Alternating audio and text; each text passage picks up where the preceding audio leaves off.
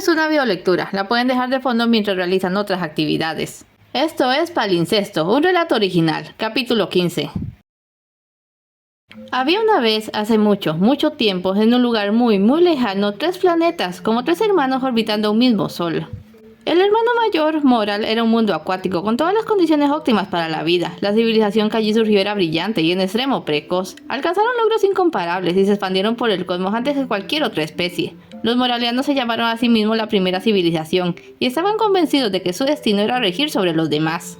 El hermano de en medio, Ergas, era un gigante gaseoso lleno de elementos exóticos. Los Ergaster eran tan listos como los moralianos, pero también eran mucho más introvertidos, observaban, planeaban y demoraban mucho antes de tomar cualquier decisión. El hermano pequeño eran ellos, pero hacía mucho que los ángeles habían olvidado el nombre de su propio hogar. Para propósito de este relato, llamémosle Edén.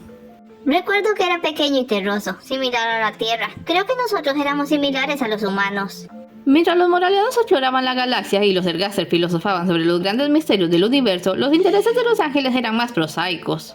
Ellos solo querían estar cómodos, anhelaban deshacerse de todas esas incomodidades de la vida como el envejecimiento, la enfermedad, el trabajo pesado y la muerte. Su tecnología, basada en metal, fuego y electricidad, les permitió rodearse de máquinas que cumplieran sus caprichos. Éramos tan capaces como los otros. Y en la voz imparcial de Ofelia se coló un curioso timbre de rabia. Pero ellos eran atrevidos o conscientes. Nosotros éramos hedonistas e inmaduros. Y entonces llegó el aciago día en que los moralianos encontraron algo. Ofelia no recordaba el qué, algo tan aterradoramente peligroso que los Ergaster comenzaron a construir un navío para huir del sistema. Si una especie tan cauta y metódica se asustaba así, no fue de extrañar que los ángeles entrasen en pánico. No había manera de que todos pudieran marcharse físicamente, y la lucha por decidir quiénes se salvarían les estaba haciendo pedazos. El tiempo apremiaba cuando concibieron el recurso de digitalizar sus conciencias, abandonar sus cuerpos y todas las debilidades terrenales. Su nave, el Arcángel, no era más que un masivo servidor, un cielo artificial. Su creación devastó Edén y convirtió una necesidad basada en la paranoia en su única esperanza, pero lo consiguieron. Cargaron sus conciencias y escaparon incluso antes que los Ergaster. Se sentían tan listos, estaban a salvo, iban a vivir para siempre, podían viajar eternamente felices en su paraíso digital. No pasó mucho tiempo antes de descubrir que habían cometido un catastrófico error. Resulta que todo lo que despreciábamos de la vida era lo que le daba significado. Pensábamos que nos habíamos vuelto inmortales, pero en realidad estábamos permanentemente muertos y conscientes. Al principio se negaron en rotundo a admitir que algo iba mal. Todos estaban allí, ¿no era la mente todo lo que daba sentido al mundo? Tenían sus pensamientos y recuerdos, sus emociones, los recuerdos de las sensaciones debían estar en alguna parte, solo tenían que buscar.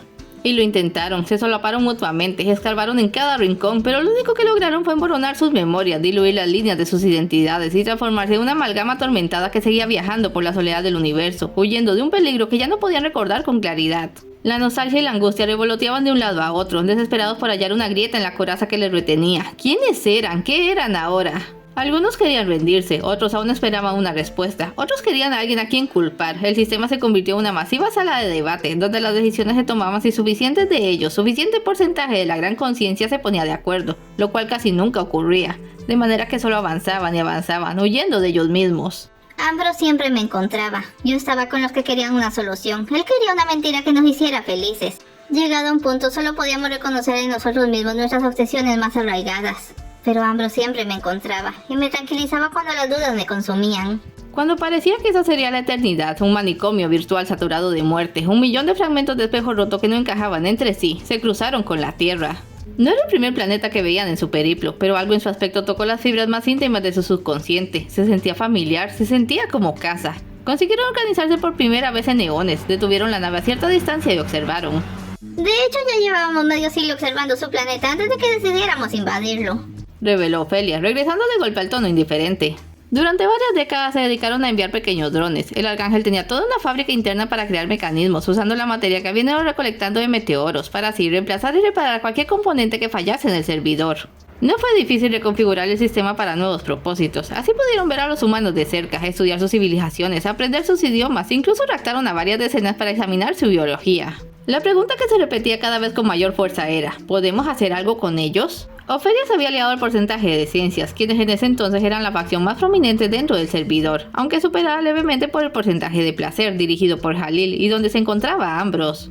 Ciencias postulaba que podrían hacer contacto con los humanos, fabricarse cuerpos que les emularan y reaprender a vivir con su guía, lo que obtendrían a cambio de brindarle su tecnología claramente superior. Placer estaba de acuerdo con todo excepto en lo del aprendizaje lento. ¿Para qué pedir lo que se podía tomar? Sus cerebros no eran tan complicados y habían hecho pruebas suficientes para demostrar que podían filtrar emociones genuinas a través de ellos. Ciencia replicó que no podía llamarse genuina la emoción si no brotaba de ellos mismos, y que el sistema de enlaces era demasiado riesgoso. Una conexión de individuo a individuo provocaría que la personalidad del humano infectara la mente del ángel.